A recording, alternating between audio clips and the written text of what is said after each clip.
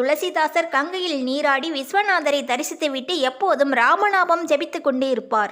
இரவில் அஸ்வமேதா படிக்கட்டில் அமர்ந்து ராமாயண கதைகளை சொல்லிக் கொண்டிருப்பார். செம்பு நிறைய கங்கை நீரை எடுத்துக்கொண்டு காலை கடன்களை முடித்துவிட்டு பின் கங்கையில் குளித்துவிட்டு செம்பில் மீதமிருக்கும் நீரை ராமநாமம் சொல்லிக்கொண்டு அருகில் இருக்கும் ஆலமரத்தடியில் ஊற்றுவார்.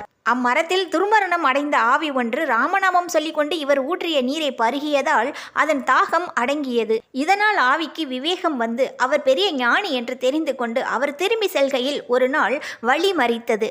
அவரது நடை தடை ஏற்பட்டதால் சத்தமாக ராமா ராமா என்று கத்தினார். பயப்படாதீர்கள், நீங்கள் ஊற்றிய நீரை பருகியதால் நான் புனிதமானேன், உங்களுக்கு உதவி செய்ய நினைக்கிறேன், ஏதாவது கேளுங்கள் என்றது ஆவி. அவரின் ஒரே எண்ணம் ராமரை தரிசிக்க வேண்டும் என்பது. அதை கேட்டார். இது மிகவும் சுலபமாயிற்றே, உங்களிடம் தினம் ராமாயண கதை கேட்க வரும் அனுமனிடம் கேட்டால் ஏற்பாடு செய்ய போகிறார் என்றது. அவருக்கு ஒரே திகைப்பு. என்ன, அனுமன் வருகிறாரா என்றார்.